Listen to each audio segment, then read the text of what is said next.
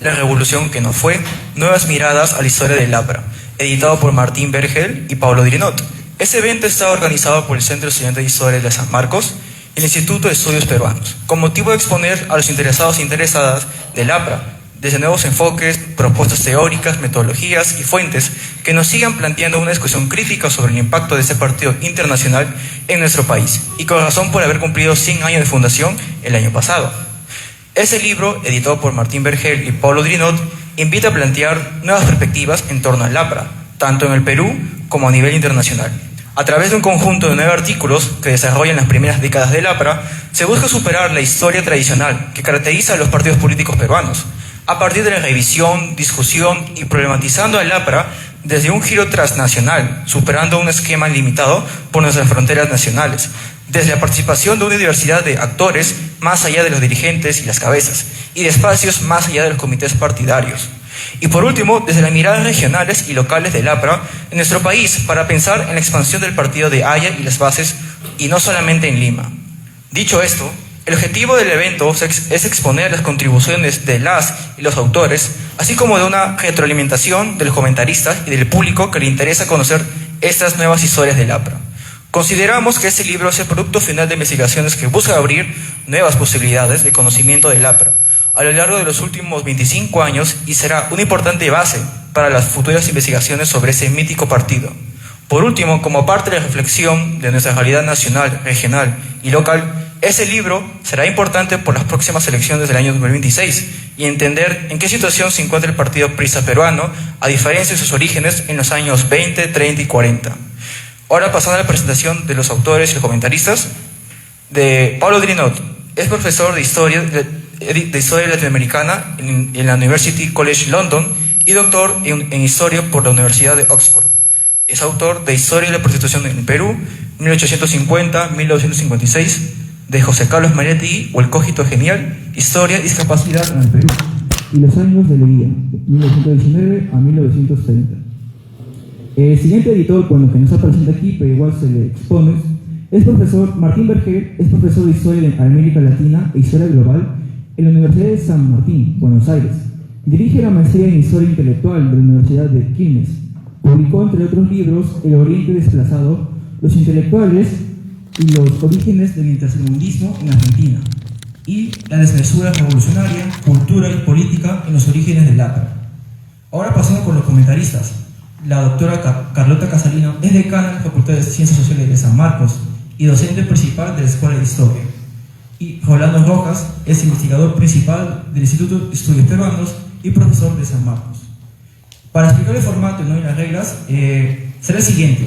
El autor del libro tendrá 10 minutos para presentarnos el producto. Luego los comentaristas tendrán entre 15 a 20 minutos para intervenir con sus comentarios. Luego será 20 minutos para el diálogo entre el autor y los comentaristas. Finalmente se abrirá 20 minutos para las preguntas del público.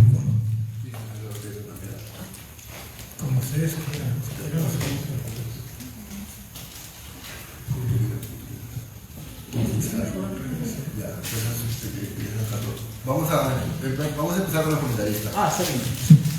Tiene la voz.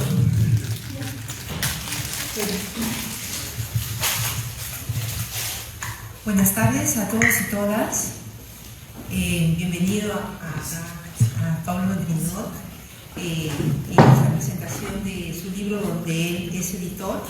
En primer lugar, deseo agradecer al Centro de Estudiantes de Historia y al IEP por organizar esta presentación del libro titulado La Revolución que no fue, Nuevas miradas a la historia del APRA, obra editada por Martín Vergel y Pablo Drinot.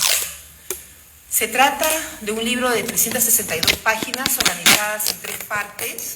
En términos formales, yo soy una maniática de leer los libros y encontrar errores de digitación, de tipeo y cosas de esto, y no he encontrado en este libro nada de eso, y eso dice lo impecable que es ese trabajo editorial, que le da mucho mejor calidad, y además el papel, todo el acabado del libro realmente da gusto leer. Hoy en día se valora más, ¿no?, el libro impreso, porque generalmente ya revisamos cosas en pantalla. Entonces, disfrutar un buen libro, una buena edición. Eso es un punto bien importante. Pasando al contenido del libro, estamos ante un libro también muy bien estructurado y muy bien organizado. Tiene 3 partes, como ya se señaló. La primera es el giro transnacional en la historia del APRA y tiene 3 artículos. El primero es de Martín Vergel, un partido hecho de cartas, exilio, redes diaspóricas y el rol de la correspondencia en la formación del aprismo peruano, y aborda el periodo de 1921 a 1930.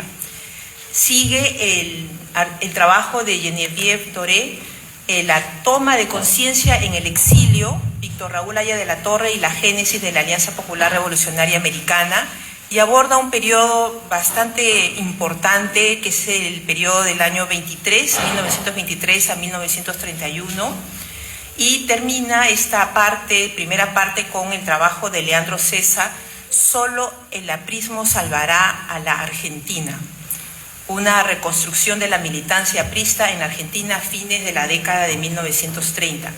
La segunda parte titula Actores y espacios en la conformación de la identidad aprista. Allí está un capítulo de Paulo Drinot, Anticomunismo criollo, el movimiento obrero, el Partido Comunista Peruano y el APRA, 1930-1934. El artículo de David Parker, APRA Mesocrática, los empleados particulares y el Partido Aprista Peruano de entreguerras.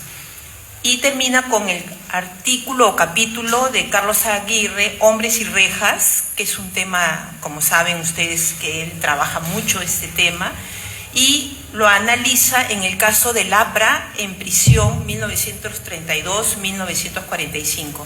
Y la última parte es el APRA en espacios regionales. Ahí hay también 3 capítulos. Íñigo García Brais escribe sobre memoria de una revolución olvidada, la insurrección aprista de 1932 en Trujillo. Jaime Patricia Heilman escribe sobre ayacuchanos no más serviles, el aprismo en Ayacucho en la década de 1930, y termina con Lewis Taylor, los orígenes del Partido Aprista Peruano en Cajamarca, 1928-1935. Como pueden apreciar, de conjunto se trata de un libro muy bien organizado y estructurado, 3 partes, 3 capítulos en cada parte, pero también a nivel de contenido, pues empieza por la sorprendente historia transnacional de las décadas de 1920 y 1930 del siglo XX, y la tercera parte cierra desde el otro lado, ¿no? Da cuenta de la historia local. De esta manera veo un muy buen equilibrio entre lo global o supranacional y lo local y subnacional. Mis impresiones que voy a compartir con ustedes, no les voy a hacer un resumen del libro porque tienen que leerlo, entonces solo les voy a contar mis impresiones de ello. De la primera parte, respecto a la primera parte, al trabajo de Martín Vergel, me permitió reflexionar sobre la categoría de jefe y la categoría de líder, porque recordemos que el año pasado Antonio Zapata escribió y se publicó el libro este año, ¿sí?, de El Jefe, de justamente Víctor Raúl Haya de la Torre, y el tema del líder, del liderazgo. En efecto, de acuerdo a lo que plantea Antonio Zapata, Haya de la Torre fue el jefe, especialmente a partir de 1930, cuando retorna al Perú y postula como candidato a la presidencia de la República.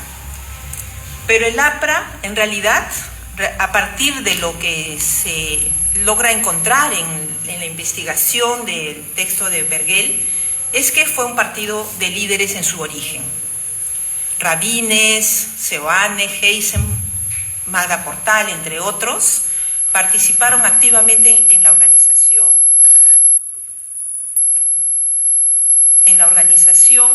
y sufrieron el exilio, pero además todos, de manera colectiva, formularon el proyecto político.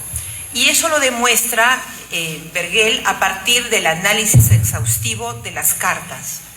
Se nota claramente quién aporta sobre qué temas, cómo discuten, cómo se autoorganizan. y por lo tanto va a ser una co-construcción colectiva de jóvenes en ese entonces revolucionarios.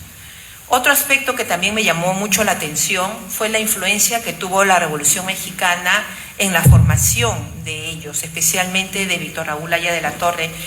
Me está ayudando muchísimo en un artículo que estoy trabajando sobre la influencia de la Revolución Mexicana en algunos elementos y personajes peruanos, en Sabogal, en Víctor Raúl Haya de la Torre e incluso en la Constitución de 1920. Entonces aquí he encontrado muy buena información para complementar mi propio trabajo.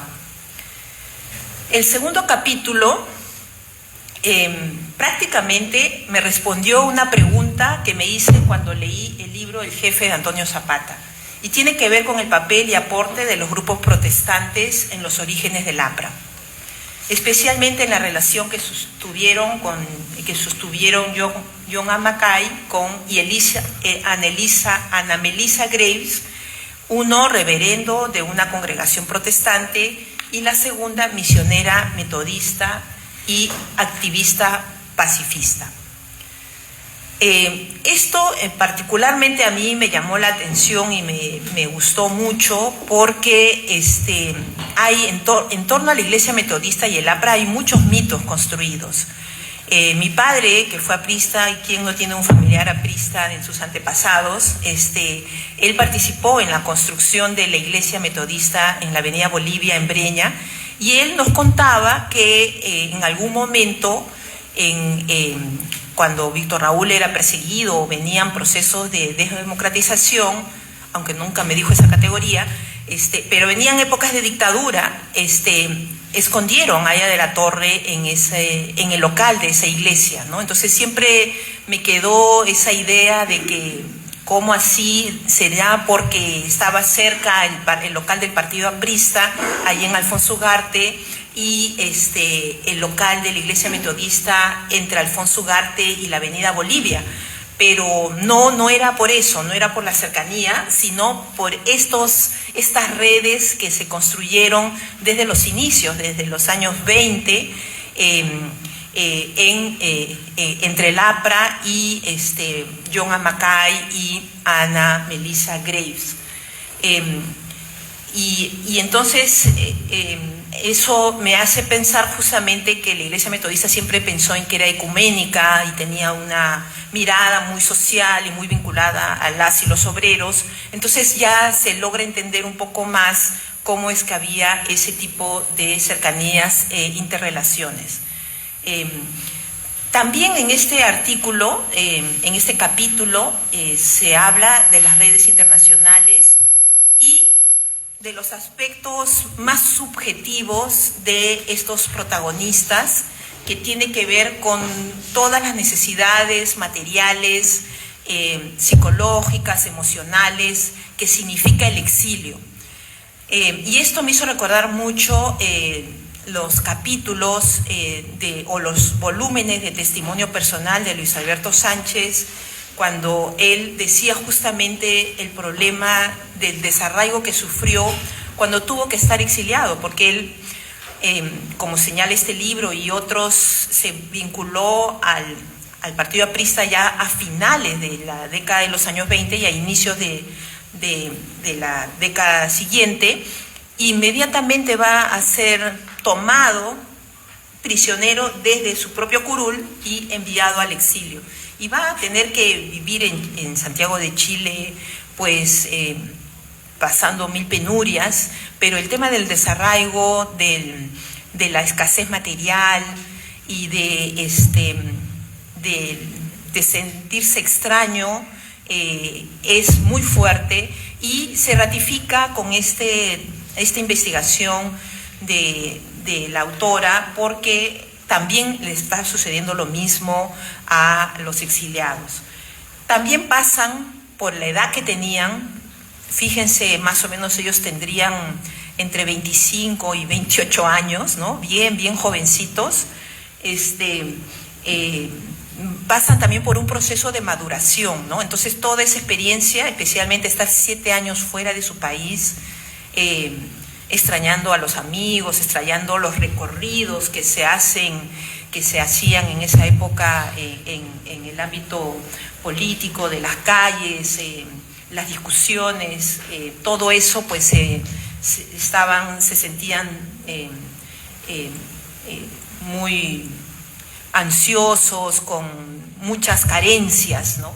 Y eso se logra notar en esta época. Entonces, esta imagen, esta construcción de un mito de cuadros completamente disciplinados y totalmente pensando en un horizonte de cambio central, hay que matizarlo justamente con estos nuevos temas y estos nuevos estudios, y con esa capacidad de comunicarse. También aquí la autora utiliza muchas fuentes importantes a partir del análisis sistemático de las cartas. El tercer capítulo también es súper interesante porque es la conformación del Partido Aprista Argentino, ¿no? Es decir, ¿existió? Sí existió. También el Partido Aprista Cubano, entre otros partidos, ¿no? Porque era una propuesta indoamericana, justamente, ¿no? Entonces, de hecho, hubo mucha intención e interés en que haya esta implantación ya no solo nacional, sino supranacional. Entonces, este Partido Aprista Argentino, ubicado en la ciudad del Rosario, y el Sindicato Aprista de Estudiantes de La Plata, ¿no? Es exactamente eso, es una expresión de esa dinámica propia en términos ideológicos y de proyecto político que se tenía. Todos ellos miembros muy jóvenes. Miren, algunos se habían enterado del aprismo en Argentina cuando tenían 15 años, cuando estaban en el colegio. Y después, cuando entran a la universidad, pues se vinculan, ¿no? Con los argentinos, con los peruanos exiliados ahí, especialmente Seoane, Rabines también. Entonces, eso hace que se organice una dinámica especial, pero que permite explicar, lo explica su autor, permite entender también el reto que significaba organizar un partido internacional, supranacional, pero también nacional y local, en una zona no central, no es Buenos Aires, estamos hablando de Rosario y La Plata, es decir, de un espacio más académico, más de jóvenes, ubicado en espacios no centrales de la Argentina, y por lo tanto eso tiene sus propios retos y sus propias limitaciones de entonces. Bueno, allí estos jóvenes se vinculan con Haya a través de la correspondencia, con Seoane, entre otros, y también se habla aquí de un incipiente sistema de partidos de izquierda donde el APRA trata de buscar un espacio, ¿no? Entonces, eso también es bien interesante y muestra los retos de la época. No, algo que me gustó mucho de esta primera parte es el uso sistemático, exhaustivo, súper importante de preguntas bien planteadas para unas fuentes nuevas. Por ejemplo, las fuentes de lo que sería aquí el Ministerio del Interior, esa ya más bien era la Secretaría del Orden, ¿no? Que en esa época era la que trataba de investigar quiénes podían ser comunistas, ¿no? En ese entonces, para perseguirlos, porque el Partido Comunista estaba al margen de la ley. Entonces, abrir ese fondo documental ha permitido iluminar y visibilizar este tipo de situaciones. Entonces, y las preguntas que se hacen y el análisis sistemático de estas fuentes es bien importante, ¿no? Esta revaloración, que si bien fue para poder recuperar temas de memoria, también sirve de manera colateral para poder descubrir este tipo de organizaciones, conocer quiénes eran, tener una idea o un perfil de militantes de del Partido Aprista Argentino y de ver sus ideas, cómo ellos las asumían, más allá de lo que los documentos oficiales planteaban. Y además de ver allí cómo ellos mismos relativizan, si es que estamos hablando de una perspectiva de cómo ellos lo percibían, o era tal vez un recurso para responder a la policía de entonces, ¿no? En realidad me alegro mucho por este libro que cubre un vacío y realmente presenta nuevas miradas sobre la historia del APRA. Por supuesto que las y los invito a su estudio y lectura. Y antes de terminar, quisiera comentarles lo siguiente. Ya para las y los estudiantes de historia de acá, ¿no? Porque lo han organizado el Centro de Estudiantes de Historia, decirles que este libro también me ha permitido reflexionar sobre ese perfil de egresado que tenemos en nuestra escuela de historia, que los habilita a investigar, a gestionar archivos, a manejar, gestionar patrimonio histórico-cultural, vincularse a la asesoría y la docencia en el ámbito educativo, porque este es el resultado de investigaciones bien interesantes, con nuevas fuentes, con nuevas preguntas. Es también contenido para incorporarlo en los materiales y libros de texto y de enseñanza de la historia política de principios del siglo XX, y también decir que viendo este tema de la edición, recuerdo que varios egresados nuestros están dedicados no solamente a la investigación, sino a la edición de libros académicos. Y ese es un excelente espacio también de participar en el proceso de inserción laboral. Inclusive tenemos estudiantes cuyas familias están en ese rubro de la publicación de libros académicos, y yo veo cómo participan en las ferias, en la feria del libro que tenemos en nuestra ciudad, cómo ellos están en ese rubro de la edición de libros académicos, de libros de historia y en general de libros de ciencias sociales. Entonces es un punto que me permite también pensar en que podríamos, al momento de revisar nuestros planes curriculares, pensar también en un perfil vinculado a la difusión de la historia, que es tan importante, lo fue el siglo pasado y ahora con mucha más razón en este mundo global y de tanta incertidumbre. Muchísimas gracias. Aplauso, por favor.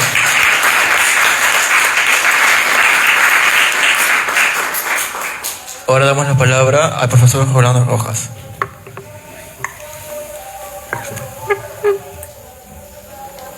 Bueno, muchas gracias.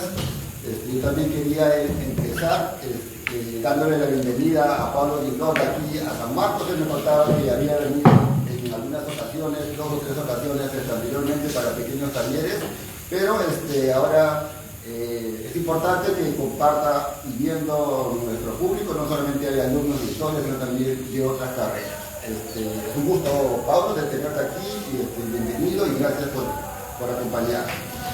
Bueno, con Carlota convenimos en repartirnos los comentarios. Ella ha hecho los comentarios de la primera parte y yo me voy a encargar de la segunda parte, y la segunda y tercera parte. La segunda parte, la primera parte, como han escuchado, trata sobre los artículos que abordan el APRA transnacional, mientras que la segunda parte, ahora sí me estoy corrigiendo, Pablo, la segunda parte trata sobre la conformación, varias entradas sobre la conformación de la identidad aprista, y la tercera es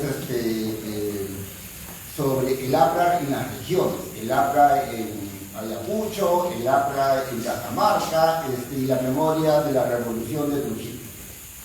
Bueno, voy a tratar de darles algunas ideas, ¿no? Una radiografía muy sucinta, pero que les permita tener una imagen sobre el libro y se animen a leerlo, a disfrutar del libro en realidad.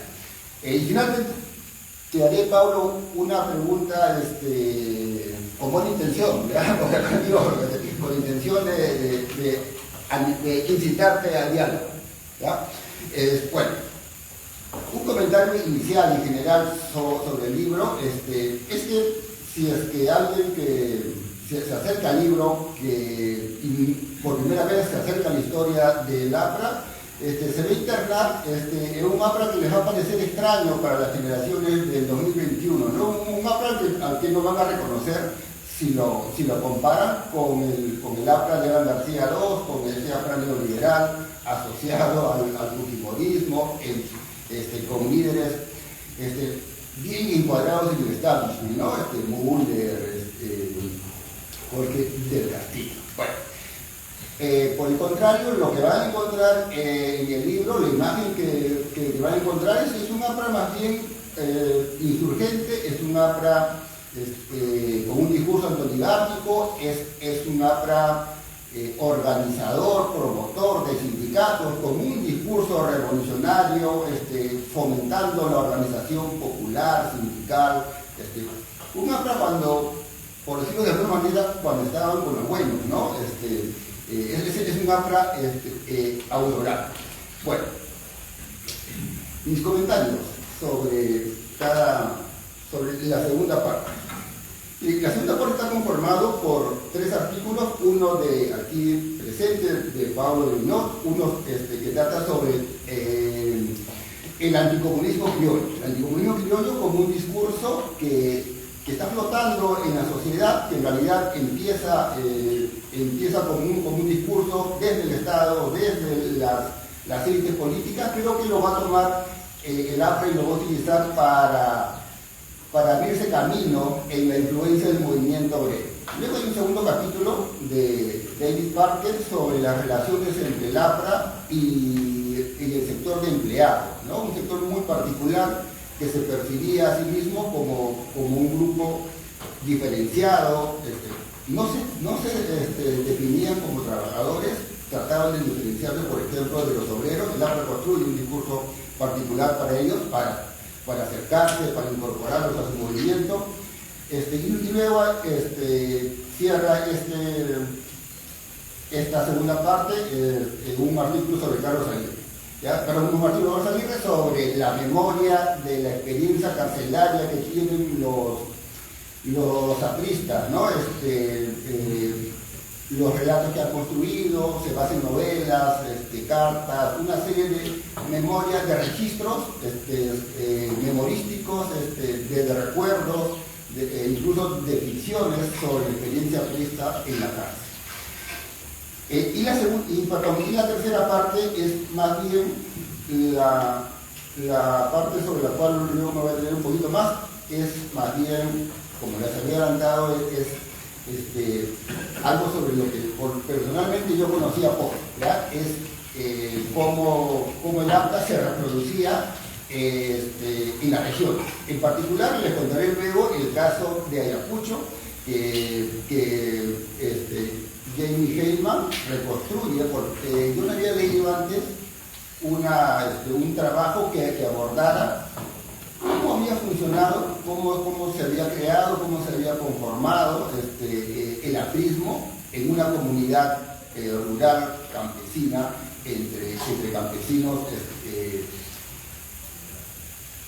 ayacuchanos, hechohablantes, con educación primaria, muy rurales. Me parece que ese trabajo en particular es muy revelador, ¿no? Bueno, a ver, sobre la segunda parte, ¿ya? Miren, primero sobre el artículo de Drinot, que les había adelantado, que trata sobre el anticomunismo criollo. Una cosa meritoria que lo comento, porque aquí estamos también con futuros colegas de historia, es que Drinot, Pablo, se sale de las zonas de confort a las que estamos acostumbrados, es decir, a trabajar con materiales, con fuentes de Lima, de los repositorios de Lima, y esto nos lleva pues siempre a tratar de extrapolar los actores, los sucesos de Lima, la historia de Lima, identificarlo con la historia nacional. Él ha hecho un esfuerzo de trabajar también con archivos de Arequipa y de Cusco. Por supuesto, Lima acaba siendo siempre y tiene un mayor peso en su relato, un mayor peso también en las citas de fuentes, pero aparecen, ¿no? Aparecen sindicalistas, arequipeños, turqueños, que cobran vida en la pluma, el teclado ahora de Pablo Dinoth, ¿no?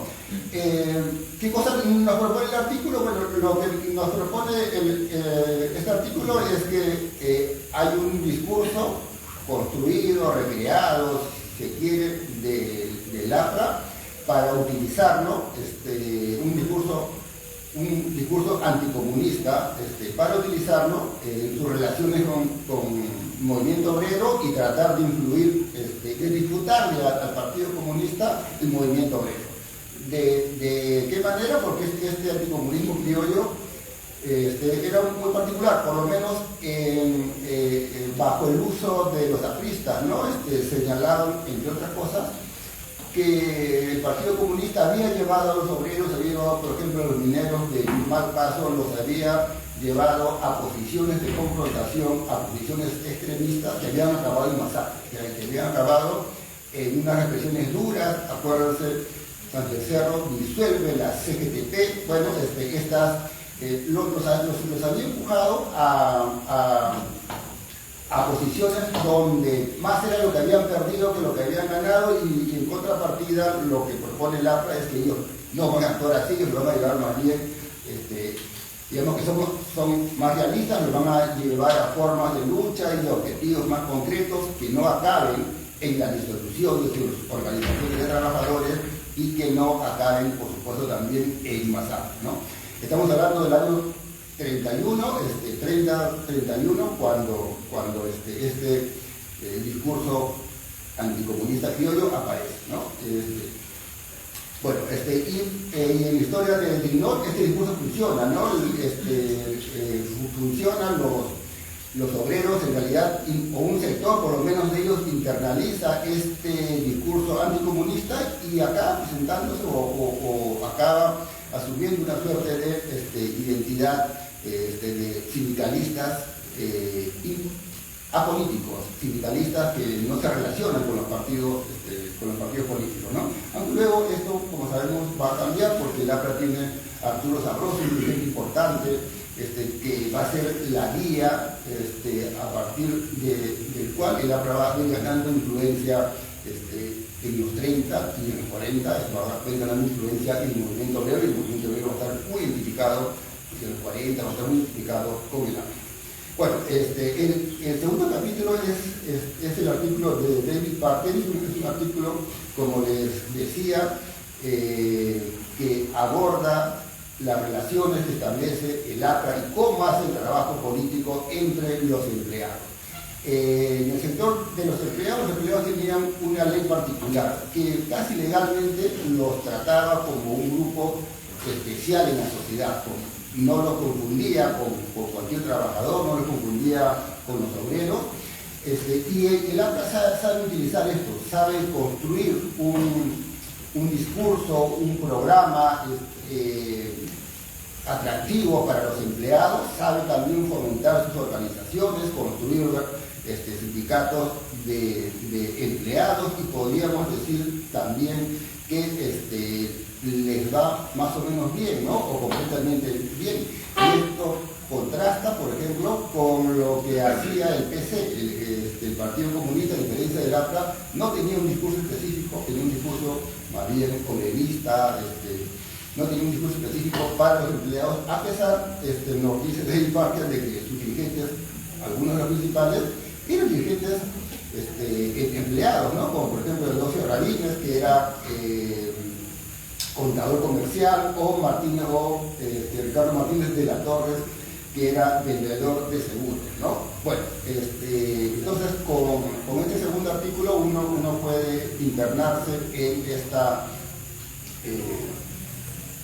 esta forma en la que el APRA construye relaciones, bases importantes entre los obreros y en particular entre la Federación Bancaria.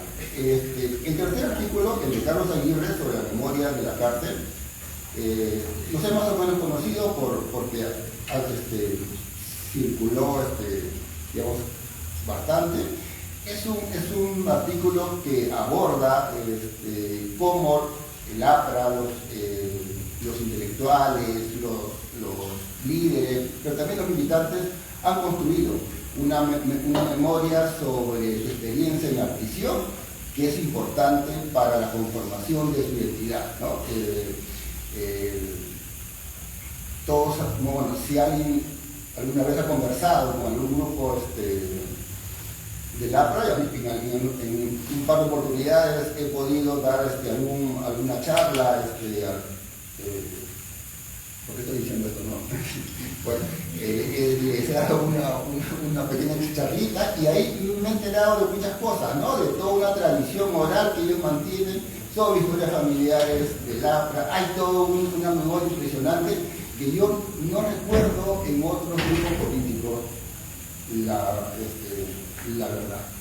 Bueno, entonces con el trabajo de Carlos Aguirre nos adentramos a esta famosa memoria oral, aunque él privilegia los registros escritos, ¿no? Las novelas, los testimonios, las memorias y otras cosas.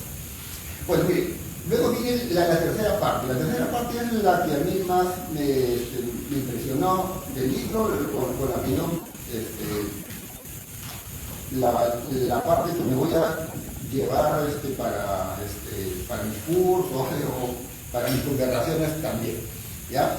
Mire, la primera es el artículo de Íñigo García Brais sobre la revolución de Trujillo, la revolución de 1932, la insurgencia de Trujillo, cómo en realidad los líderes, los militantes construyen una memoria determinada, ¿no es cierto? Una memoria del APRA revolucionaria, insurgente, heroica, pero que en cierto momento, cuando el APRA se va desplazando hacia la derecha, necesita, sobre todo para reconciliarse en los procesos electorales de 1962 y 1963, el APRA necesita acercarse a las Fuerzas Armadas, necesita tratar de disolver el veto militar para que haya pueda llegar al poder, y ahí hay una suerte de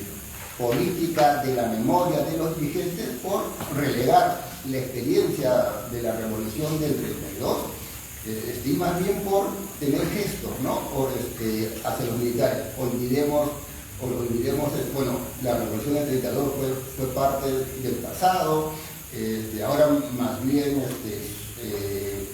el APRA y los militares son parte de los constructores de la nación, entre otras cosas, ¿no? Es decir, hay una política de la memoria oficial de los dirigentes, pero entre las corrientes, digamos, populares, izquierdistas, o la propia memoria de los militantes apristas de Trujillo, más bien persiste, ¿no? Persisten en mantener, y hasta hoy, ¿no? En mantener, en recordar, en conmemorar la revolución del 32 como una seña de su identidad. Bueno, el segundo artículo es el de Jamie Heyman, y en este artículo brevemente dos comentarios. Miren, primero que ella estudia dos casos, ¿ya? Estudia el caso de Luricocha y el caso de Carhuancha, dos distritos rurales. El de Luricocha, digamos que no es, o sea, es interesante, pero es el clásico, ¿no? Los apristas son hacendados progresistas. ¿Qué cosa es un hacendado progresista? No me quedó tan claro, pero los significa de esa manera: profesionales, maestros, entre otros. El segundo caso es mucho más interesante, es el caso de un aprismo en un distrito rural, Carhuanta, donde ya son más bien campesinos prósperos los que conforman la célula, el comité aprista. Y aquí aquí aparece una imagen distinta sobre el APRA, en el sentido siguiente. Este grupo de campesinos No me queda claro a mí cómo se hacen apristas, o hay dos vías en todo caso, ¿no? Una es por los comités que vienen de Huamanga, que difunden la doctrina aprista, pero otra vía que ha sugerido en el artículo es por los migrantes que van y vienen a la costa, a Ica y a Lima en particular.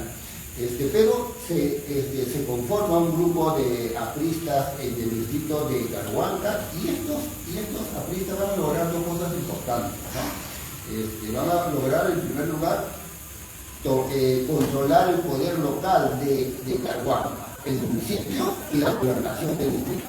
Y esto no es una cosa, parece, porque no es que se convocan elecciones para gobernador de distrito o para alcalde municipal. No, en realidad el prefecto santiaguerrista, y para que esto ocurra, ellos desarrollan una serie de acciones. Los expulsan, atemorizan, hacen huir, porque generalmente las autoridades locales son designados y vienen de fuera, les hacen la vida imposible, Caruanca, de modo que tiene que quedar vacío hasta que no le queda otra cosa al prefecto que nombrar como alcalde y como gobernador de distrito a un miembro del partido, un miembro aprista de Caruanca, ¿no?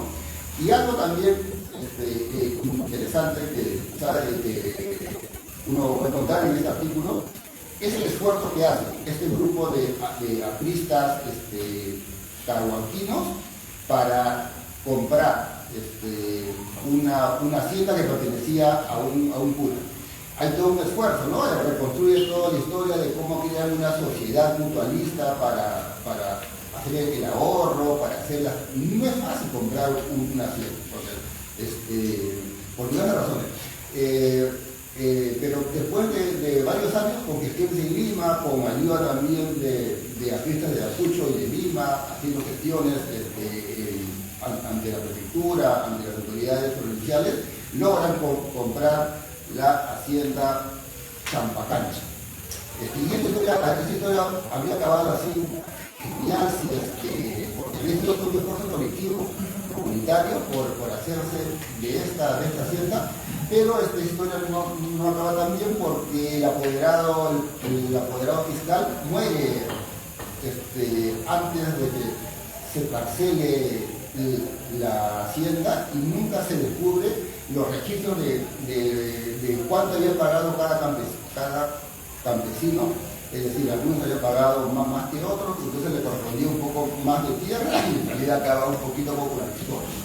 Bueno, pero este es el capítulo que me voy a llevar más en mi memoria, creo, Pablo, y es porque es el capítulo en el cual el APA parece muy distinto a como lo conocemos por la bibliografía oficial y concentrada sobre todo en Lima y en Urbano, ¿no?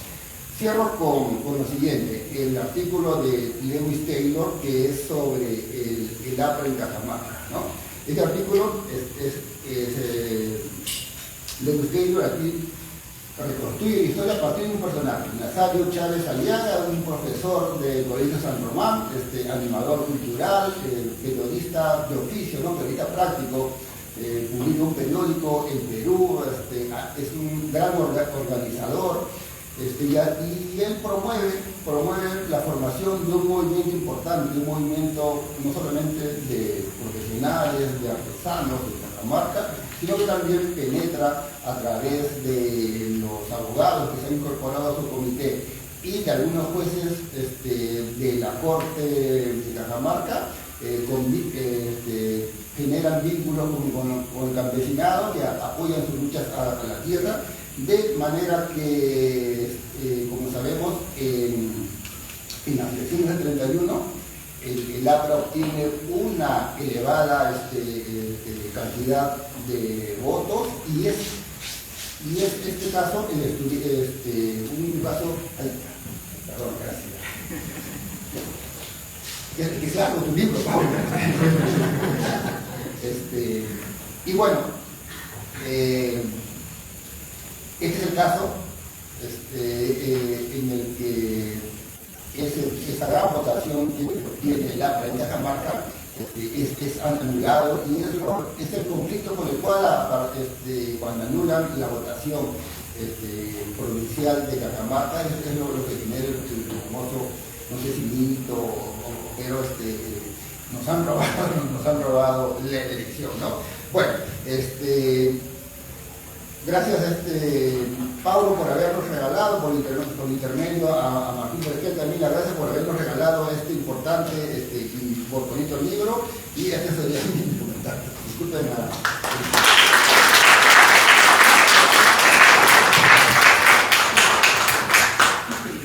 Muchas gracias a los dos por sus comentarios. Ahora pasaremos pues al autor. En ese caso, ¿le gustaría hacer el diálogo con los comentaristas?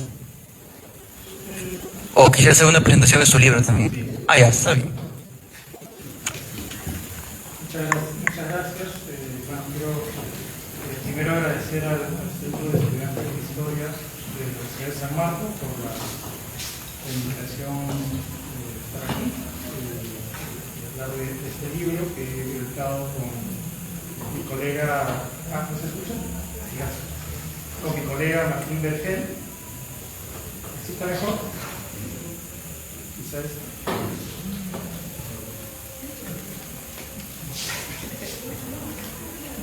¿Se escucha mejor ahora?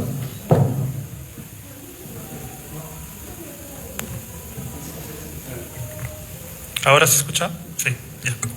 Gracias. Bueno, empiezo de nuevo. Quiero agradecer al Centro de Estudiantes de Historia de la Universidad de San Marcos por la invitación. También, obviamente, a los comentaristas, a Carlota y a Rolando, al IEP por publicar el libro, y bueno, a todos ustedes por estar acá hoy. Este libro es producto de un diálogo que he sostenido con Martín Vergel, con este historiador argentino que viene trabajando sobre el Perú desde hace muchos años. Es un experto en varios aspectos de nuestra historia, ha escrito sobre Mariátegui y también sobre el APRA. Y en el contexto de esas conversaciones, de ese diálogo, nos dimos cuenta que estaba apareciendo una nueva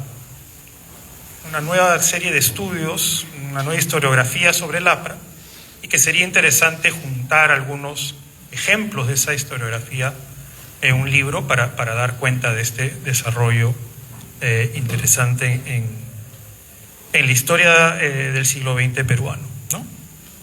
¿Y por qué nueva? Pues me parece que el libro, los 9 capítulos del libro dan cuenta de una novedad en 3 sentidos.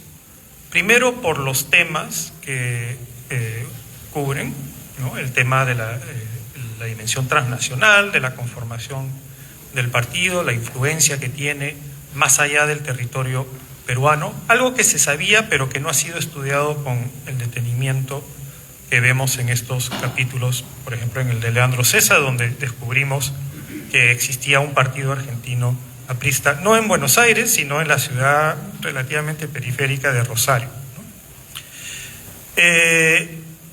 También otro tema importante, los actores y los espacios en los que se constituye la identidad aprista. Un tema que se había trabajado, pero nuevamente no con el detenimiento que se ve en la segunda sección de este libro, y como bien dijo Rolando de manera muy sugerente en el capítulo de Carlos Aguirre sobre la cárcel como un espacio privilegiado en el que aspectos centrales a la identidad aprista como el sufrimiento y la disciplina aparecen como absolutamente claves para entender esa identidad aprista, ¿no? Y por último, y quizás está claro que para Rolando es la parte más innovadora, el espacio subnacional, ¿no? Y este intento por entender el surgimiento del APRA como una realidad local, regional, no solo nacional, ¿no? Y cómo en espacios rurales, como el caso de Carhuanca en Víctor Fajardo, surge un aprismo campesino, ¿no? que obviamente está vinculado al aprismo conformado por la cúpula aprista, por Aya, etcétera, pero que también responde a reclamos, necesidades, aspiraciones muy locales. Entonces es sumamente interesante constatar esa conformación de un aprismo local en el punto de encuentro entre dinámicas nacionales y dinámicas locales de conformación política. Bueno, ese es uno, los temas. Creo que el otro aporte o la otra novedad es de carácter metodológico. Ya Carlota habló sobre las cartas, sobre el uso de fuentes epistolarias. Nuevamente, no es algo completamente nuevo en la historiografía sobre el APRA, pero creo que en este libro vemos un uso más detenido, más prolijo de este tipo de fuente, pero también en otros capítulos vemos el uso de archivos regionales, ¿no? De archivos subnacionales para ayudarnos a entender estas dimensiones más locales de la conformación del APRA en este periodo temprano. Y bueno, además de fuentes de archivo, hay toda una serie, otro tipo de fuentes que ayudan a entender, tanto en el capítulo de Carlos Aguirre como en el de Íñigo García Brais, la memoria del aprismo como un aspecto central a la identidad del partido, ¿no? Y en el tercer punto de esta novedad diría que es la propuesta historiográfica. Hay un intento en estos textos de establecer un diálogo no exclusivamente con una historiografía peruana, sino más bien con una historiografía comparativa al nivel de América Latina y quizás incluso más allá. Y creo que en ese sentido hay una propuesta interesante en el libro de, en cierto modo, hacer algo un poco contradictorio o paradójico, ¿no? Por un lado, normalizar al APRA, un partido que en el contexto peruano es visto como algo desbordante, ¿no? Pero que visto desde una perspectiva regional toma otras dimensiones. Entonces, por un lado, normalizar al APRA como un partido político más importante del siglo XX, pero quizás no tan distinto como otros que se constituyen en Argentina, como el Partido Justicialista o el Partido Revolucionario Institucional en México. Pero al normalizarlo, también dar cuenta de su excepcionalidad, ¿no? Entonces, un doble movimiento. Por un lado, una normalización, pero también una vuelta a esa excepcionalidad desde dentro de esa normalización.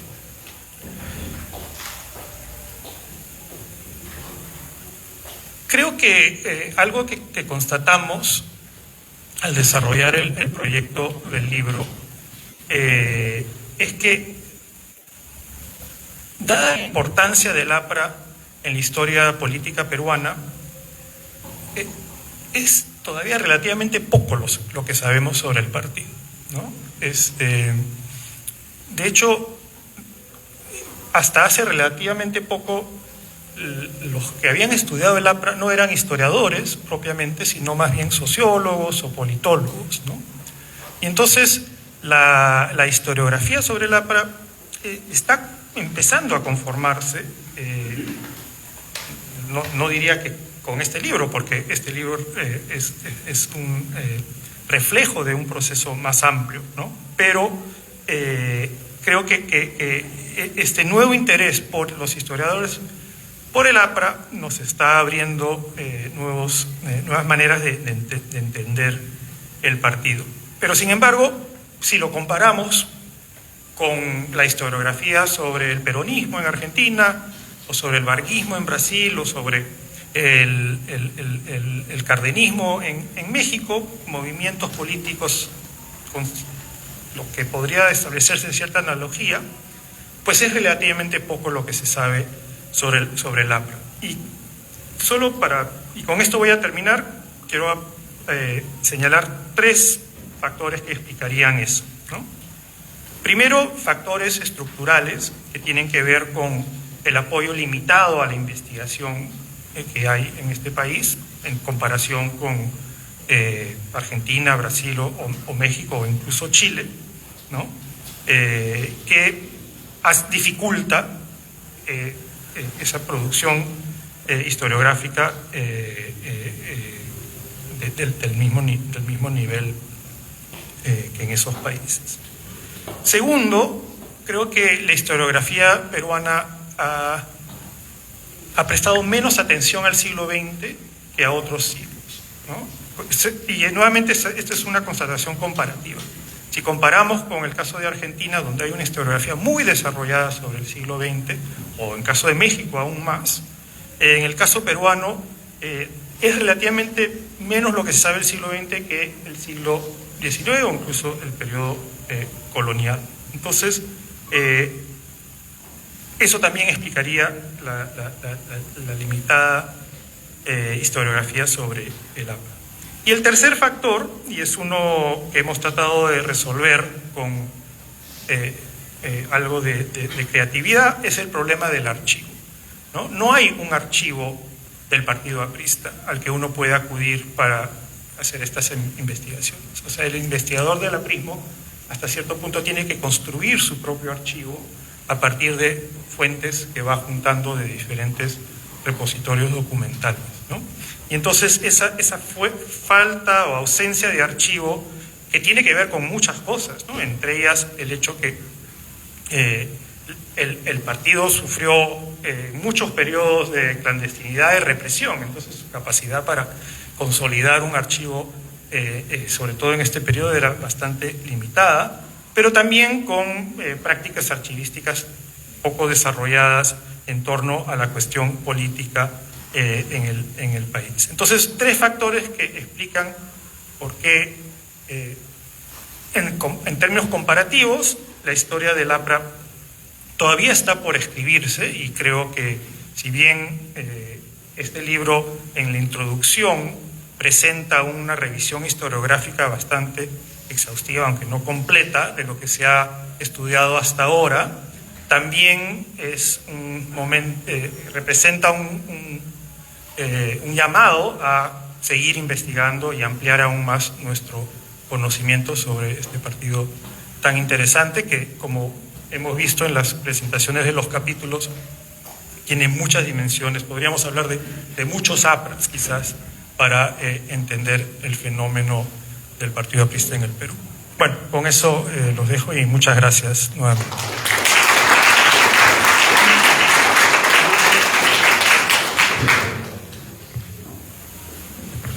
Muchas gracias por sus comentarios, doctor Trinot. En este caso ahora pasaremos al diálogo entre el autor y los comentaristas, así como también las réplicas y las consultas que tienen cada uno, ¿no?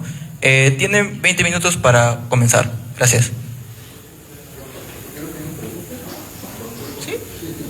Bueno, en este caso ya pasaremos a las consultas también del público, si es que también la tienen. ¿Hagamos todas o uno por uno? Está bien. En ese caso, ¿podemos comenzar? Sí.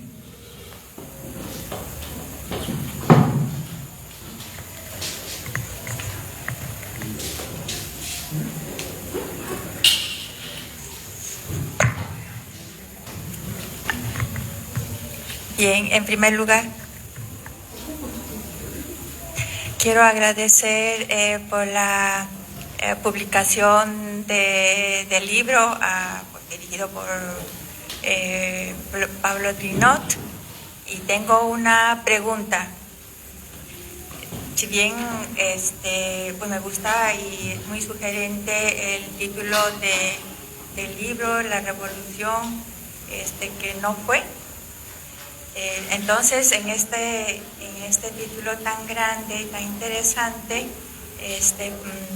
no se toca el tema de la mujer, de cuál fue la concepción de ellos que tuvieron de la mujer en la política, cómo si ellos estaban de acuerdo que participen o no, puesto que en el debate constituyente, el Congreso Constituyente de 1931-32, va a haber, por primera vez se va a debatir el sufragio femenino, gracias a Zoila Aurora Cáceres, quien va a poner el tema en este espacio legislativo, y ahí el APRA tiene una participación y tiene una posición, pero no solamente en ese momento, sino también está registrado en su programa sobre el sufragio femenino, y luego en el 40, por ejemplo, vamos a ver, también, bueno, desde antes, pero en el 40 Magda Portal va a hablar sobre esto, y también está el trabajo de Íñigo sobre Magda Portal. Entonces allí hay una ventana que se puede seguir trabajando. Entonces mi pregunta era, o sea, más por curiosidad, ¿por qué no se vio esto? La razón, nada. Gracias. Muchas gracias por la pregunta. ¿Juntamos todas las preguntas, parece? 3, ya. Sí. Mi pregunta iría sobre todo en torno a poder analizarnos si es que hay otras perspectivas en las cuales uno podría analizar la historia del APRA. Y de mi parte yo he podido, por ejemplo, notar que hay una interesante bibliografía que se desarrolla en las universidades peruanas, por ejemplo, ¿no? Y hay unas cuantas temáticas que de repente podría ir deslizando para reflexionar.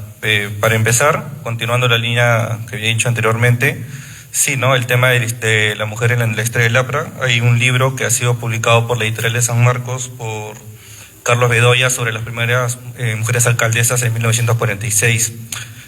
Por otro lado, también es muy interesante trabajar, digamos, las juventudes que hay dentro del Partido Aprista Peruano, como también se está trabajando las juventudes que hubieron en el comunismo chileno.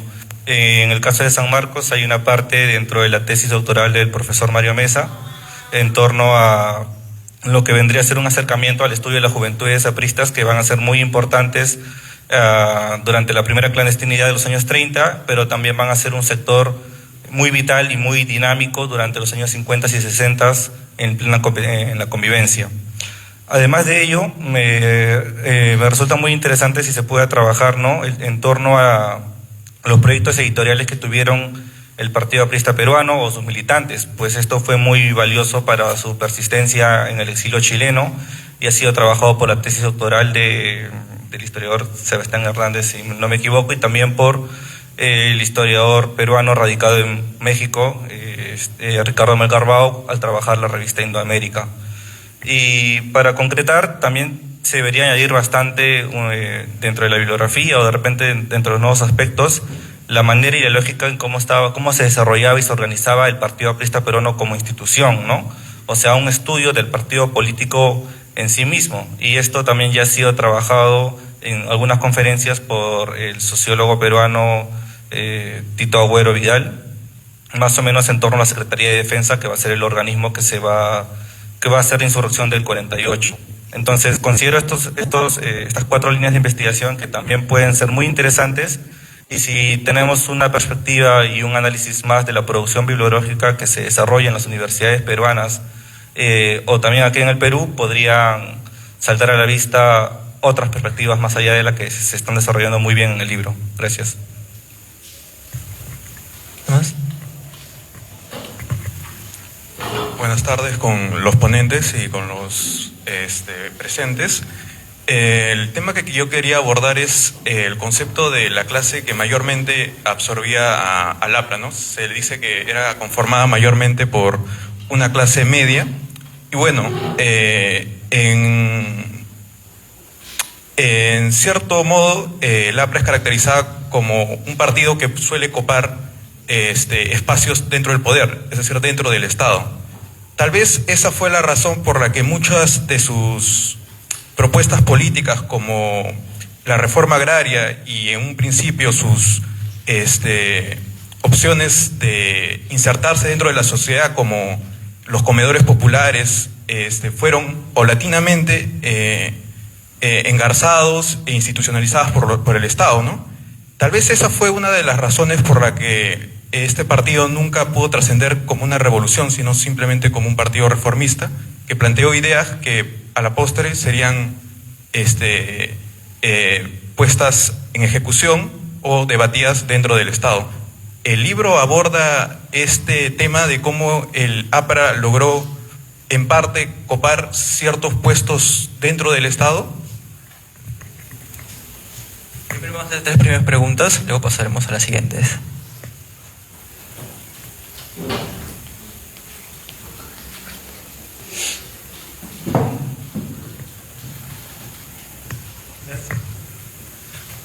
Bueno, muchas gracias por sus preguntas. Sobre el tema de la mujer en el APRA, efectivamente es un tema muy importante que ha sido estudiado por algunos investigadores. No está presente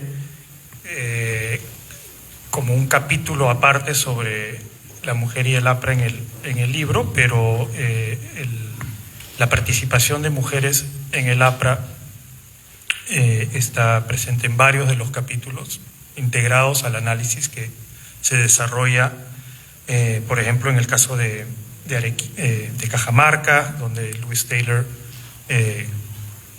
pone énfasis en el papel que cumplen mujeres apristas en Cajamarca en la constitución del partido. En el caso de mi capítulo también, donde aparecen la participación o en el capítulo de David Parker, donde vemos el partido interviniendo en la huelga de las telefonistas en 1931. Entonces, si bien no hay un capítulo que se enfoque en el papel de Magda Portal o el discurso aprista sobre la mujer como tal, el papel de la mujer en la constitución del partido aprista no está completamente ausente del libro,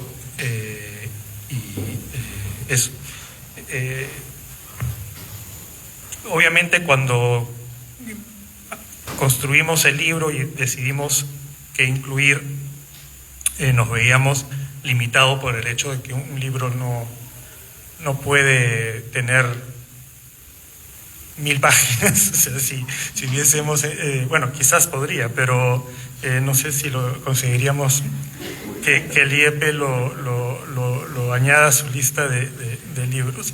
Así que tuvimos que escoger y hemos escogido los textos que nos parecía que funcionaban bien en conjunto, ¿no? que daban cierto sentido a estas 3 secciones. Y claro, no pretendemos que el libro abarca todo lo que se puede decir sobre el APRA, lejos de eso. Más bien el libro es una invitación a seguir pensando el APRA desde nuevas perspectivas y abordando mayores temas, ¿no? Entonces, en ese sentido, en respuesta a la segunda pregunta, efectivamente, todos estos temas mencionados sobre las mujeres, las juventudes, los proyectos editoriales, el Partido Aprista como una institución política, me parece que son temas sumamente relevantes. Y en la introducción hay un intento de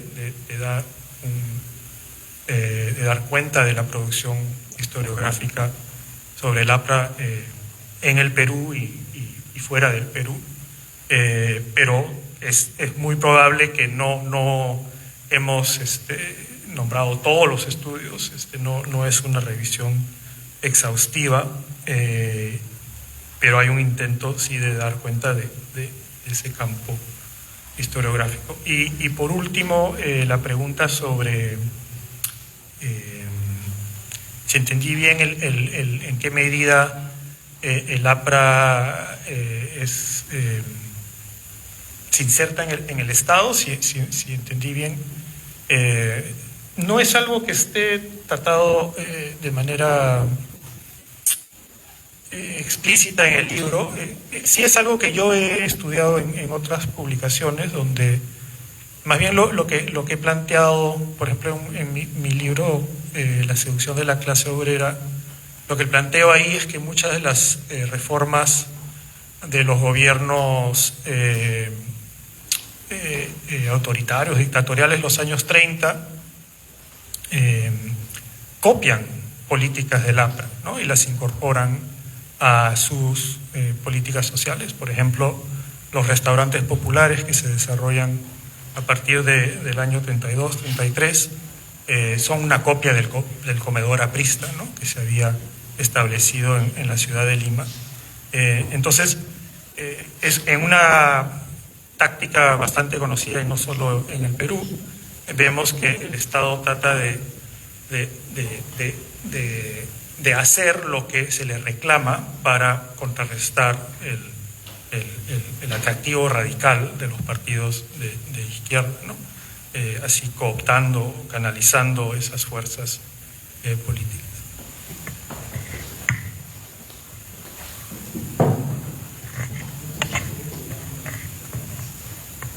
Ahora sí, seguimos con las siguientes 3 preguntas, en ese caso. Ya.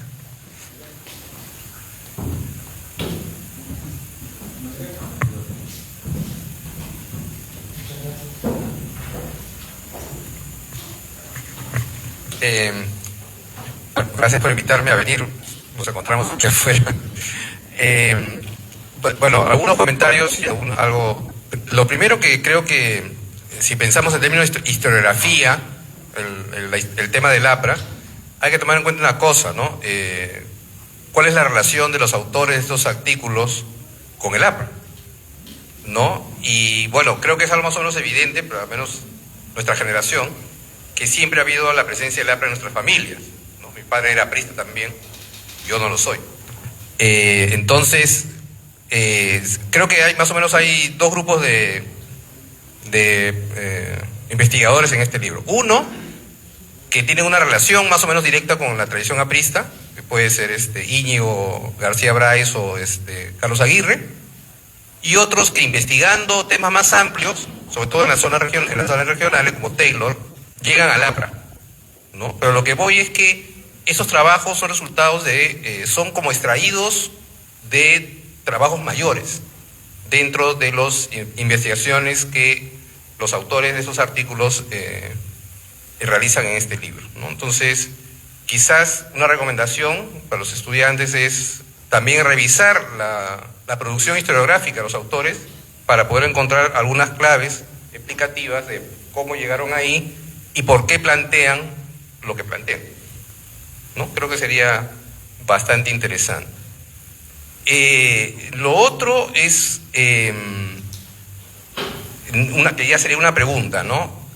Obviamente la selección regional, creo que como todos, es el tema que más nos interesa, porque es la base del partido, ¿no? Creo lo que más falta conocer es la base del partido.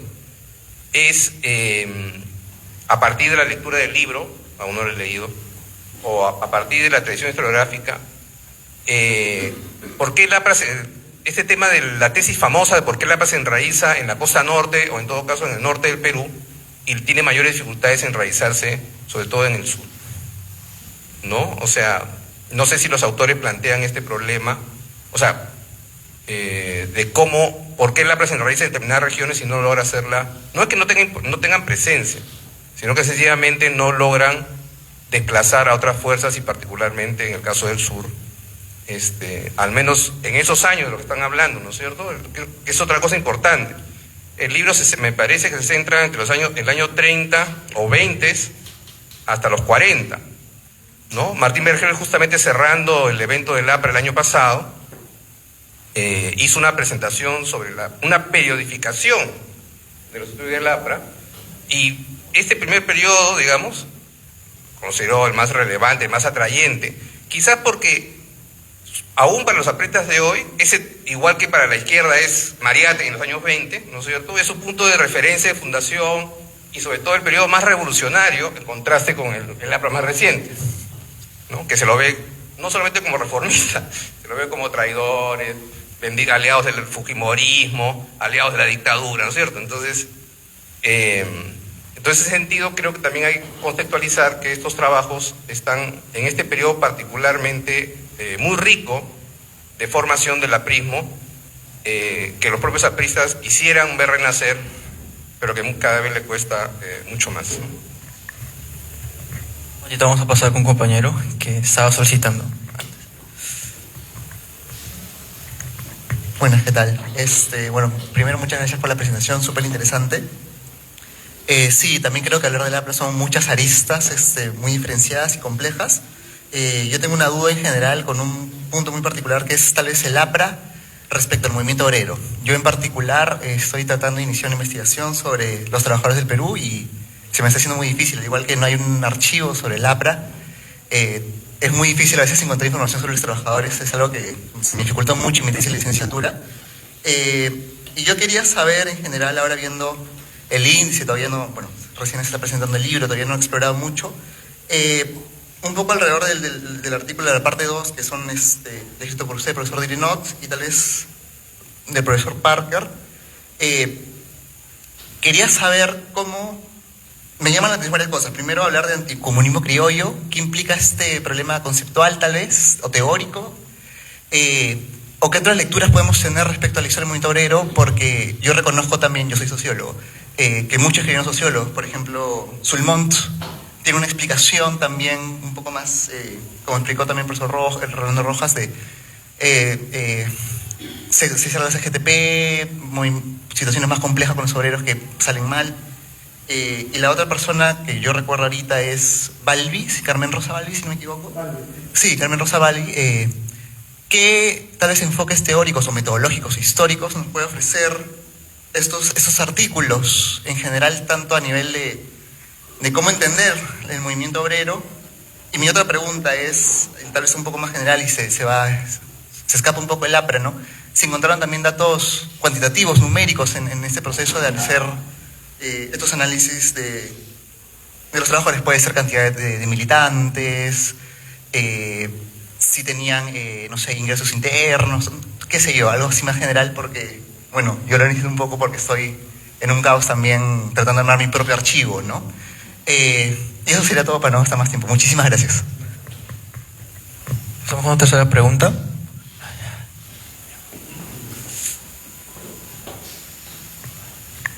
Bueno, ante todo felicitar la presentación del libro. En este caso me parece interesante el tema del aprismo y creo que nunca pierde vigencia, ¿no? O sea, el hecho de que desde 2000 haya entrado en cierta crisis y de que luego se haya vuelto a inscribir también nos marca como pauta el saber cómo está nuestra realidad nacional.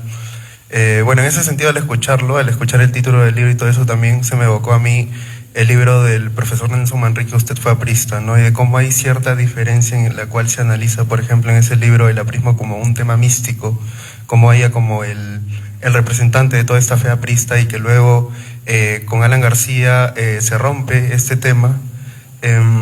Pero veo la novedad acá de ese análisis desde la lógica interna del partido, y me salta como que la cuestión del APRA fue uno de los proyectos partidarios más importantes, pero no fue el único dentro de este tiempo. Y me pongo a pensar si tal vez esto no fue, tal vez el APRA fue una consecuencia de todo este proceso, no verlo desde un modo tal vez más estructural. La estructura no permitió conseguir un proyecto unitario nacional, ¿no? Planteado desde diferentes categorías, ¿no? Por un lado desde la masa obrera, por otro lado de repente desde el campesino, pero que no llegó a concretarse en un proyecto de unidad nacional. Y la otra era con el tema de lo que usted menciona, de cómo el aprismo fue llegando hacia un nivel más internacional en otros países, pero se me vino a la mente también el exilio de Aya de la Torre, ¿no? No sé si el libro toca ese aspecto, porque creo que esa fue una figura importante desde las conexiones que hace ahí en México para poder desarrollar el partido aprista. Bueno, en este caso el aprismo. Eso era.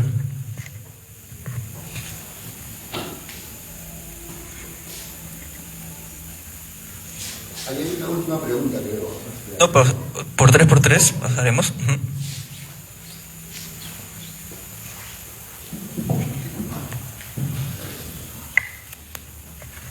Bueno, nuevamente muchas gracias por sus preguntas. Sobre el origen de los autores y su relación personal con el aprismo, la verdad es que no es algo que nos preguntamos y planteamos cuando seleccionamos a los autores. Sí, pero creo que eso sí apunta quizás a algo que merece ser mencionado, ¿no? Y es que Bueno, se mencionó, por ejemplo, el libro de Tony Zapata, que pues, se publicó el año pasado, El Jefe, y él dice ahí, ¿no? Estudio el APRA, pero yo soy de izquierda, ¿no? Y creo que parte de una tradición de la que nosotros no somos parte, de posicionarnos políticamente en relación al APRA, ¿no? No sé si el libro abiertamente busca distanciarse de eso, pero quizá simplemente por cuestiones generacionales. Esta historiografía que estuvo muy marcada por ser escrita o desde el aprismo o contra el APRA es algo que no está tan presente o no está presente en este libro, ¿no? Porque no era algo que nos motivaba para estudiar el APRA. Nuestro objetivo no era plantear que el APRA había traicionado sus ideales o que el APRA era el único partido importante del Perú, sino tratar de entenderlo como un sujeto histórico más. Y creo que en ese sentido quizás sí es un estudio distinto a otros que se escribieron en otras coyunturas. Estoy pensando, por ejemplo, incluso los trabajos de Flores Galindo, ¿no? Otro tema que mencionaste y que me parece importante y que me permite decir algo más sobre el libro es el de la periodización, ¿no? Y efectivamente la mayoría de estos capítulos, quizás con la excepción parcial del capítulo de Íñigo García Brais, se enfocan en este primer periodo del APRA, ¿no? De los años 20 hasta, yo diría, 1948. Un periodo sumamente importante, interesante, pero no es el único, ¿no? Y creo que un desafío para los que nos interesamos en la historia del APRA y la historia política peruana es estudiar ese segundo periodo, que va quizás de 1948 a, podríamos decir, 1979, ¿no? A la Asamblea Constituyente del 79, cuando vuelve a aparecer el APRA como una fuerza política sumamente importante. Y creo que, nuevamente, como mencioné en mi intervención, creo que ese periodo en particular del siglo XX es el que hemos trabajado menos de todo, ¿no? O sea, tenemos una buena historiografía sobre las 3 primeras décadas del siglo XX, pero cuando llegamos a los años 40, 50, como que hay un vacío. Después viene Velasco, bueno, se ha trabajado, aunque hasta hace poco, no tanto por historiadores. Así que eso, yo diría que un desafío y quizá una oportunidad es abordar ese periodo del 48 para adelante, ¿no? Tanto en relación a la historia del APRA, pero en relación a muchos otros aspectos de la historia política, social, cultural, económica del Perú. La pregunta sobre el APRA y el movimiento obrero, bueno, es lo que yo trabajo, así que es una pregunta que se relaciona muy directamente a mis intereses particulares. Sobre dimensiones cuantitativas, es poco lo que hay, la estadística que se construía en ese periodo es muy limitada. Yo lo que hice en mi trabajo fue usar, digamos, 3 tipos de fuentes, ¿no? Fuentes de los sindicatos. Se consigue, por ejemplo, yo utilicé particularmente el archivo de la Federación Obrera de Panaderos, Estrella del Perú, que está en la Universidad Católica como parte de la colección de Arturo Sabroso, y también usé el archivo de la Federación Gráfica del Perú, esto fue en los años 90, que no sé si sigue funcionando, pero en esa época el local del sindicato seguía funcionando y los miembros del sindicato me dieron acceso a sus libros de actas, ¿no? Entonces, los libros de actas de los sindicatos son una fuente sumamente importante para entender este periodo y en particular la relación entre los movimientos sindicales y los partidos de izquierda, tanto el Partido Comunista como el APRA. Entonces, esa es una de las fuentes que utilicé. Y la otra, que es sumamente importante, pero requiere mucho trabajo, son las fuentes del Estado, ¿no? Del Ministerio del Interior, de la Prefectura de Lima, que se pueden trabajar en el Archivo General de la Nación o en los archivos regionales, como mencionó Rolando. Yo trabajé tanto en el archivo de Cusco como el de Arequipa. También fui a Trujillo, aunque ahí no conseguí mucha información del archivo. Y por último, la otra fuente que es sumamente útil son las publicaciones, los periódicos, ¿no? Las revistas. Entonces, a partir de esas fuentes se puede reconstruir esa relación. Y sobre la pregunta sobre el concepto de anticomunismo criollo, ahí estoy jugando con la idea del comunismo criollo, ¿no? Que era la acusación que hacía la APRA al comunismo, ¿no?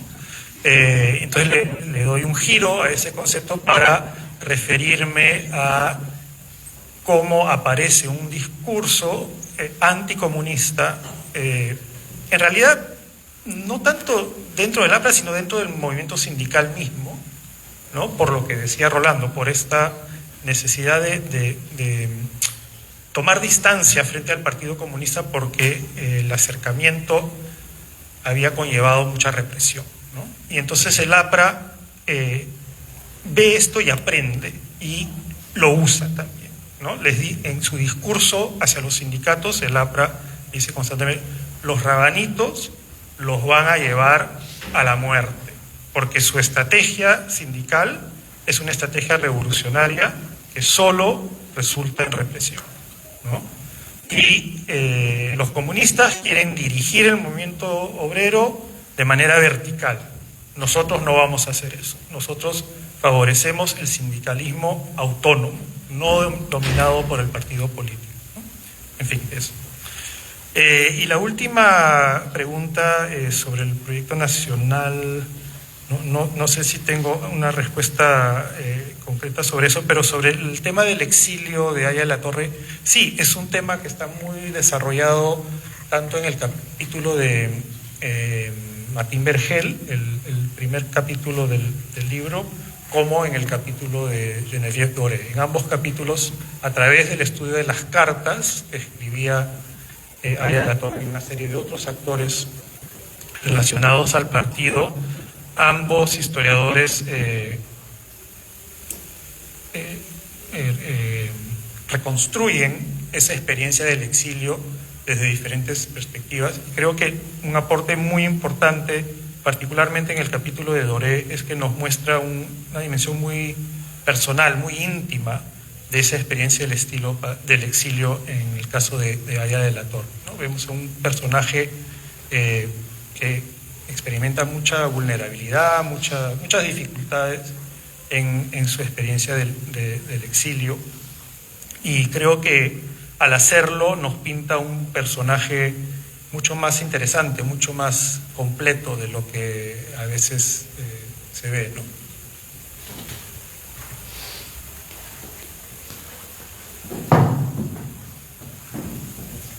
Ahora pasaremos a la última ronda de preguntas.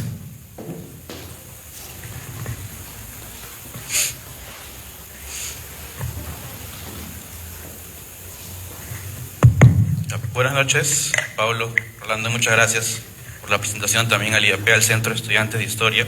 Antes de pasar a mis preguntas y unos pequeños comentarios y apoyos para los interesados, en la introducción del libro pueden encontrar un balance historiográfico bastante nutrido, muy gordito, que les puede ayudar a ampliar las perspectivas más allá de los escritos que ya están en el libro.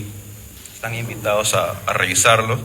Y también existe ya un movimiento creciente de los estudios de investigaciones sobre el APRA, ¿no? Un ejemplo es el coloquio efectuado el año pasado por el IEP, 2024, que se encuentra casi en su totalidad subido en YouTube, en el canal del IEP, y por cierto, algunos de los que participamos ahí con ponencia nos encontramos aquí presentes también. Y además también mencionar que, bueno, como antecedió Juliano, existe aquí en San Marcos un pequeño grupo tanto de estudiantes de pregrado, posgrado, que están metiéndole al APRA, así que eventualmente por ahí haya sorpresas. Y bueno, paso a mis preguntas. Son dos en particular. La primera va por la propuesta visual del APRA. Si revisamos el CEDOC, el Centro de Documentación de la Universidad de San Marcos, que se encuentra en línea, está prácticamente toda la revista APRA disponible. Tiene unos bellísimos cuadros, bellísimo arte del momento más revolucionario del APRA. Y por cierto, la portada del libro pertenece a una de esas ediciones del APRA. Mi pregunta va en, ¿consideraron en algún momento incluir imágenes, gráficos, póster, portadas de libros, de la tribuna, etcétera, dentro del libro para poder enriquecerlo? Eso por un lado. Y lo siguiente va en cuanto al origen de los autores. Existe, como la misma introducción te plantea, un universo bastante amplio y creciente de investigadores que están entrando al APRA. ¿Cuáles fueron los criterios para decidir estos? Y si me gustaría saber, en la medida de lo posible, si barajaron algún otro nombre, ¿no? Uno muy importante es Melgar Bao, que ya lo mencionaron hace rato. Y bueno, esas serían mis preguntas.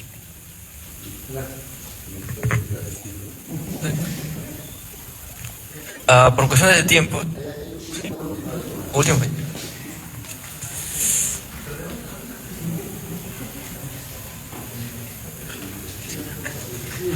Hola. Bien, sí, pues, lo voy a hacer lo más concreto posible, ¿no? Y que es, según lo que había escuchado en el conversatorio, uno de los problemas que se tiene sobre todo al estudiar o abordar al APRA, que es la falta de un archivo central. Tenemos en cuenta que por lo menos hasta 1956 el Partido Aprista Peruano había pasado gran parte de su historia, por mucho, ¿no?, en la clandestinidad, lo cual, como se pueden observar en algunas memorias de hijos de apristas, familiares de apristas o personas que recuerdan, hacía que muchos de estos militantes tuvieran que votar sus documentos, los quemaran, pues era prácticamente una sentencia en la cárcel. Sin embargo, esta problemática, pues, para quienes ya llevamos explorando un poquito más y queriendo abordar la historia del APRA, se ha ido poder saltando, como también se aprecia en el libro, pero como también se puede observar en otra bibliografía, bajo diversos métodos y diversos recursos, ¿no? Uno de ellos, y como lo demuestra el texto de Leandro Cesa, es recurrir a archivos de otros países que empezaron a seguir las militancias apristas que habían, confundiéndolas con las del comunismo. Otro de ello implicaba la utilización de las memorias escritas, que no se abordan bastantes, solamente se abordan sobre todo las de Luis Felipe de las Casas, en el caso de los trabajos de la militancia aprista en Chile, o las de Luis Alberto Sánchez comúnmente, pero memorias como las de Armando Villanueva, aparte de que Armando Villanueva tenía un archivo que es de donde salió el acta fundacional y las cartas de Luis Heisen. Bien, las memorias escritas también parecen algo muy importante, sobre todo en el tema de las memorias escritas realizadas por, usando el concepto que usa Martín Vergel, intelectuales menores del APRA, o sea, dirigentes locales, escritores locales, personas que se dedicaban a un trabajo sobre todo regional, local, provincial, y que, digamos, no se quedaron canónicamente entre los dirigentes nacionales. Bien, eso también uno lo puede observar y lo puede trabajar cuando por lo menos recurre, ¿no?, a los comités distritales. El caso de Lima Metropolitana, el más conocido, es la biblioteca que hay en el Comité Distrital de Miraflores y que tiene una enorme cantidad de producción bibliográfica hecha por apristas, militantes, y que se preserva por lo menos en ese espacio. Y los últimos dos recursos que yo he podido observar es, primero, que se está poco a poco empezando a fomentar la memoria oral por otros militantes, de repente no por quienes vivieron el momento, pero sí por los familiares, y esto también resulta algo interesante para quienes investigamos, porque de hecho nos puede tender a comentar cómo sus padres les comentaban ello, incluso cómo se reflejaba y cómo se veía la participación de la militancia en las propias familias, ¿no? Entonces, ello también resulta bastante provechoso, sobre todo porque en el libro de Íñigo García Brais, él sobre todo recurre a las memorias o a las entrevistas con hijos de militantes, como es el hijo de Luis Felipe de las Casas, que le narra algo que le pasó a su padre y que su padre nunca lo narró en las memorias. Es una golpiza que le dieron en los años 60 algunos militantes del APRA por su oposición a la convivencia. Entonces son cositas que ni siquiera los militantes los pueden soltar y que su familia lo cuentan décadas después.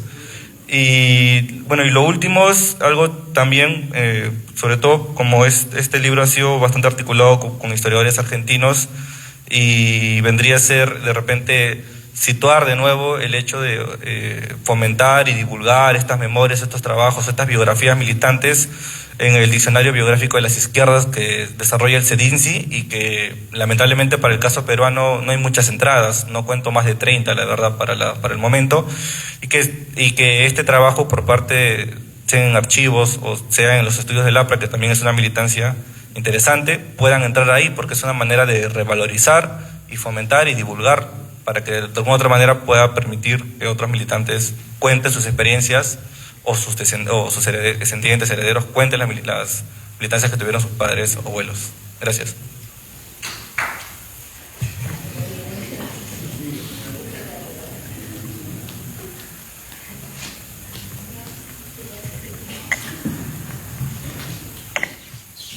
Muchas gracias por ambas preguntas. Sí, sobre la propuesta visual del APRA, y bueno, ahí es otra fuente valiosa, ¿no? La iconografía del APRA es muy rica,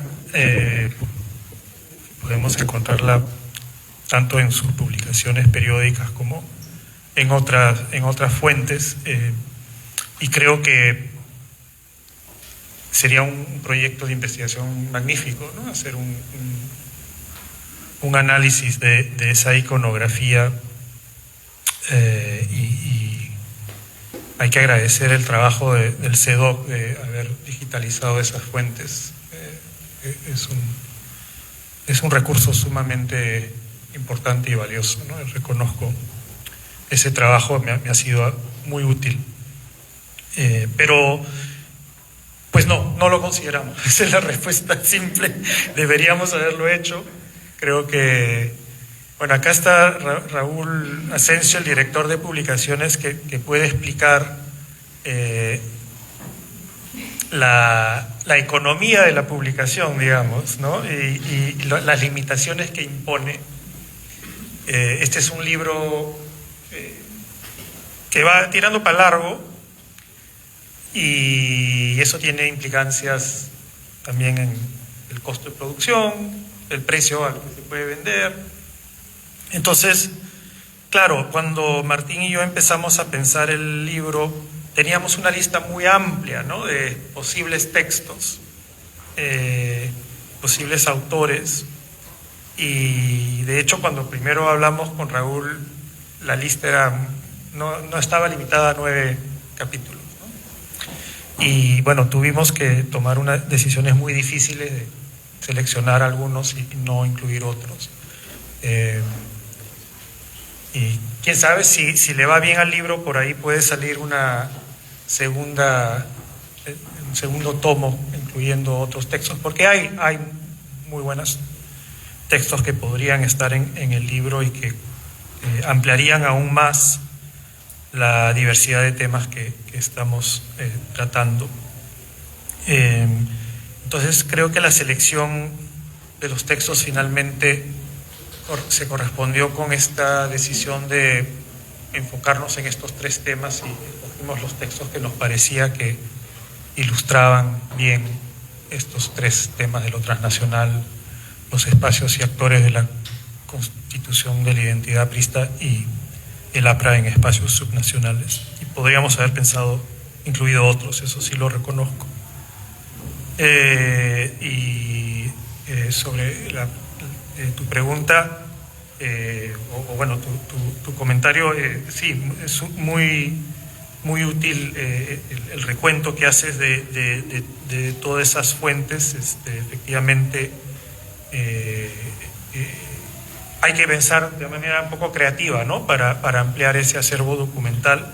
Yo añadiría una que que yo he usado y otros historiadores también, que son las fuentes diplomáticas, ¿no? Tanto de Estados Unidos, del Departamento de Estado de Estados Unidos, como de otros gobiernos. En mi caso he usado particularmente los informes de los cónsules británicos y donde hay información sobre el APRA, porque en particular lo que llamaban el labor attaché o el attaché de temas obreros tenía bastante preocupación por el APRA. Entonces sus informes daban cuenta del surgimiento del partido y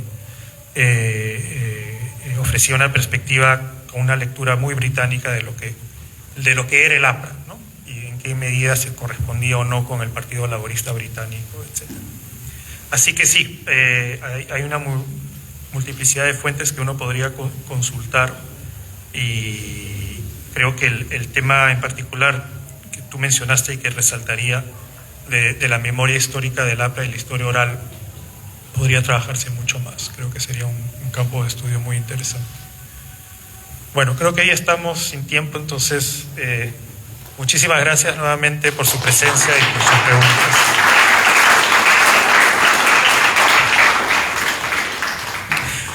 De este modo, finalizamos la presentación del libro La Revolución que no fue, nuevas miradas a la historia del APRA, expresando nuevamente nuestro agradecimiento al doctor Pablo Drinot por su presencia y exponer su contribución en nuestra casa de estudios, al Instituto de Estudios Peruanos por la donación del libro. De igual manera agradecemos a los comentaristas que nos acompañaron el día de hoy, a la doctora Carlota Casalino y al magíster Rolando Rojas por su presencia y tiempo para compartir críticas y reflexiones en torno a esta obra sobre el APRA. Agradecemos el apoyo de la organización del CEIS y finalmente de todas las personas presentes por acompañarnos en esta ocasión y por sus preguntas y comentarios. Estén atentos a nuestras redes sociales, que pronto se vienen más presentaciones de libros y demás eventos académicos organizados por el CEIS. Antes de finalizar, les invitamos a acercarse a la firma de libros y tomarse la foto respectiva con el autor y los comentaristas. Asimismo, también aprovechar la venta del mencionado libro en descuento, así que aprovechen en eso. Y ya finalmente, como cierre, como somos estudiantes, ¿no?, les invitamos al cierre de la semana de Sociología. En este caso va a ser una yunzada en la parte de espalda de la facultad, ¿no? Muchas gracias.